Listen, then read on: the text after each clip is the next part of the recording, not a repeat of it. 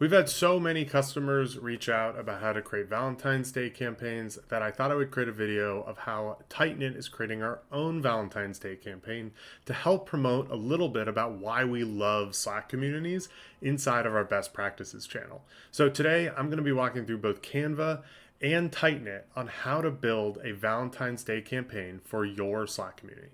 So first we're going to start inside of Canva. And we love our otters here at Tightknit, so we've created an otter Cupid. So Ozzy the otter is Cupid today, and we are wishing everyone a happy Valentine's Day. This is going to be our badge. This is what our end member receives when they hit enough of the milestones that we've set out in front of them inside of the journey. From here, we would go ahead and download this photo and make sure it's a small enough size that it can be uploaded to Tightknit. I like to create it as a transparent background so we can get that edging, but really any photo will do, and it does not need to be vertical. It could be horizontal, it could be square. Anything will do in terms of shape. Next, we're going to create our badge frame.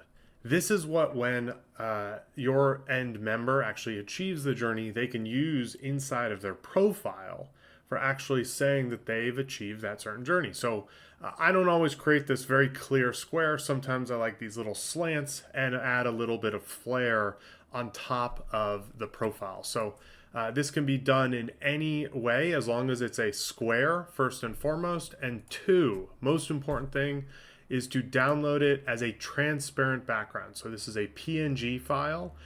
You can use any system, including Canva, to do this, but make sure that it is a transparent background. Okay, now that we've finished our work inside of Canva, I'm going to show you what it looks like inside of Slack. So if we go inside of Slack, we're going to see our gamification section within Tightknit. And if you don't see this, please reach out to us. It is in a closed beta, but we're being very generous this time of year. So let us know if you would like access to journeys and badges. So first, we're going to make sure that we've created our badge properly. So if I jump into badges, we're going to go check out our Tightknit Bound Together 2025 Happy V-Day badge. To edit this badge, we're going to jump in and click Edit and see what's in here. A name, our badge image. This is the actual like stamp or the circle or the kind of any sort of shape that kind of represents the award that you've received within that badge. We've given it a badge description, a default award message. So these are both things that are received when the badge is earned. And then finally, the badge frame image, which is actually going to be around the profile inside of Slack. If you want to test the badge before you've actually started the journey, be sure to click that Send Test Badge to myself, and you can actually validate the badge and the profile generation is working properly before setting it up for all of your members en masse. The next step, we're going to jump into journeys and see how we set up our Valentine's Day journey. So we're going to be looking at this Bound to You, a Tightknit Valentines. We'll see here that I created this yesterday, as well as the award that I've attached to it, which was that badge award. Then finally, there are 3 milestones, although you can create, I think, up to 10. I'll have to check 10 milestones within a journey. And there are a bunch of different options in terms of creating milestones. We'll explore those in a moment. But first, we'll jump into the journey details and show you how this operates. So there's first a name for your journey. What is the actual journey that this customer is experiencing, this member is going through as part of their onboarding within the campaign? What's the completion window? When is this active within the community? So for us, it's going to start on tomorrow and end on February 17th to kind of, to go over the entire Valentine's Day period.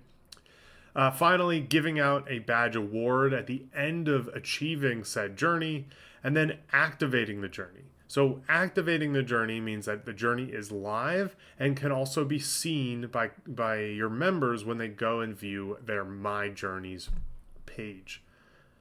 We'll click back, and now we're going to explore the milestones within this journey. We've created 3 milestones here, but if we wanted to create another milestone, it's as simple as jumping in and creating a brand new milestone. We would name the milestone. We'll call this test for now, just to show what we're going to create. You have a bunch of different options in terms of messages and engagement, and we're adding a bunch more in terms of how you can allow your members to operate within the community space.